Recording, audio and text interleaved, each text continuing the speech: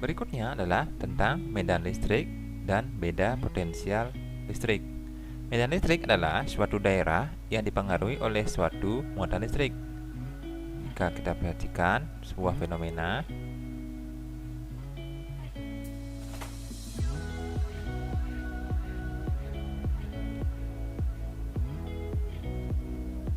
di mana serbuk logam potasium ini ditaburkan pada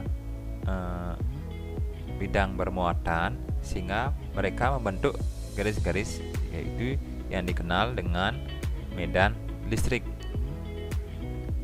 Serbuk ini membentuk pola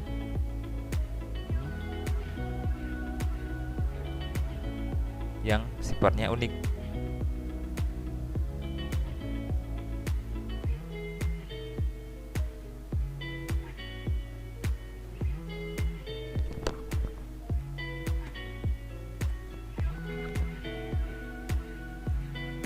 Nah, jika muncul pertanyaan, apakah yang menyebabkan potasium permanganat tersebut membentuk pola? Kemudian, apa yang terjadi jika arus pada kawat tersebut kita putuskan? Nah, lebih lanjut kita akan bahas di pembahasan mengenai medan listrik. Interaksi benda bermuatan akibat pengaruh medan listrik, di mana jika benda tersebut bermuatan positif, maka partikel benda yang bermuatan negatif akan mengalami gaya tarik, sedangkan partikel benda yang bermuatan positif atau sama dengan benda tersebut akan mengalami gaya tolak.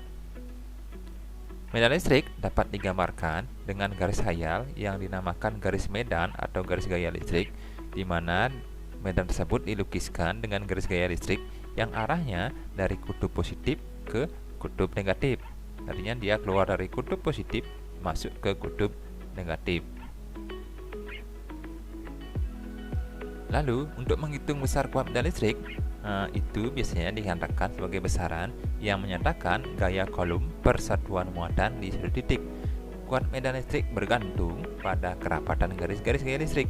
Untuk mengetahuinya besar kuat medan listrik tersebut pada muatan Q, sebuah muatan uji positif Q0 yang muatannya jauh lebih kecil diletakkan di dekat benda tersebut dengan jarak R.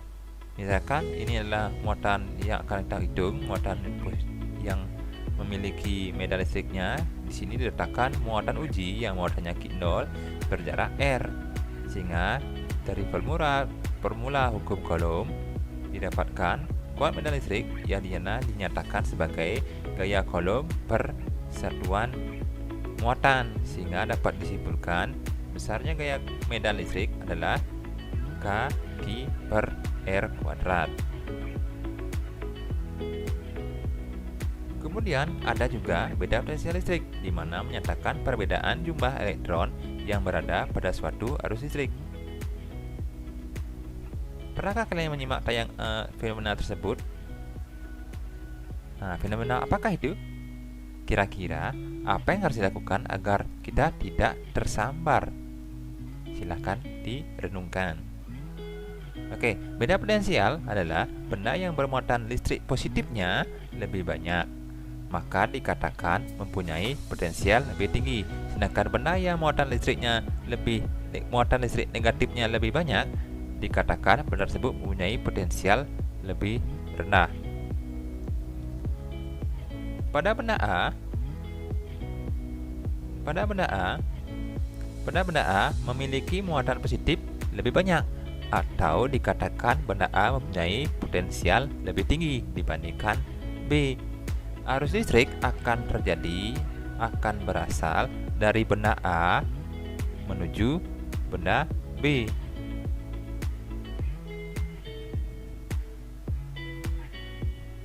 Arus listrik ini akan terjadi dari benda A ke benda B. Adanya arus listrik ini sebagai usaha menyeimbangkan potensial antara benda A dan benda B, sehingga arus listrik seolah-olah berupa arus muatan positif.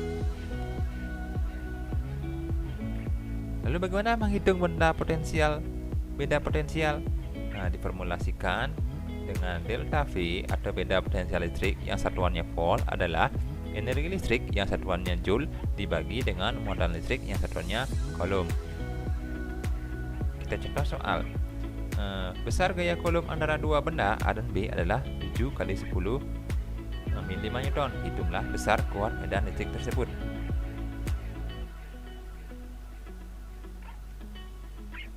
Kita ketahui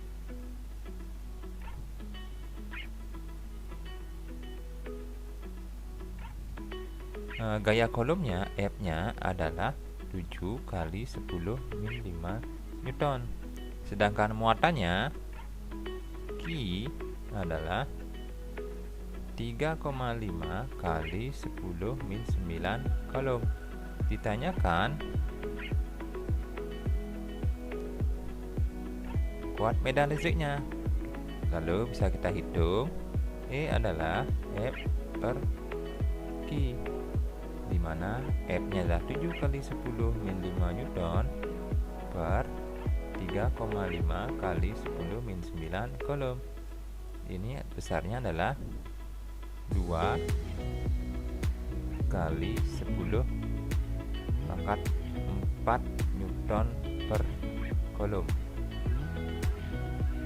Tinggal menggunakan rumus saja.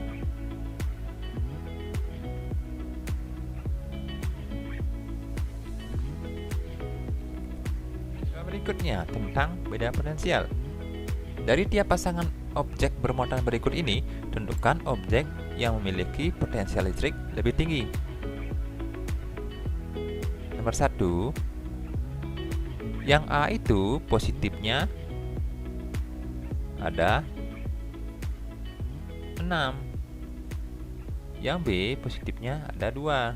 Sehingga kita ketahui potensial listrik itu yang positifnya lebih banyak merupakan memiliki potensial yang lebih tinggi, sehingga yang A potensialnya lebih tinggi dari B, sehingga nanti arus mengalir dari A ke B. Yang nomor 2, A itu sama, positifnya ada 6, sedangkan yang B muatan negatifnya ada 3. Sekali lagi, yang muatan positifnya lebih banyak, maka dia akan memiliki potensial lebih tinggi, sehingga A tetap lebih besar dari B, sehingga mengalir dari A ke B arus listriknya. Di sini potensial A lebih besar daripada potensial B. Untuk kasus yang ketiga, di mana pada muatan A itu memiliki muatan negatif sebanyak 7, sedangkan yang B-nya memiliki muatan negatifnya 3.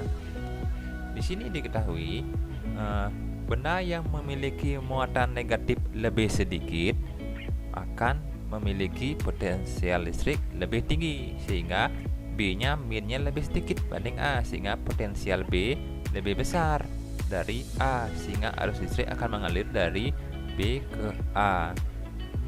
Demikian, silakan, selamat belajar. Coba kembali. Selamat belajar, sampai jumpa.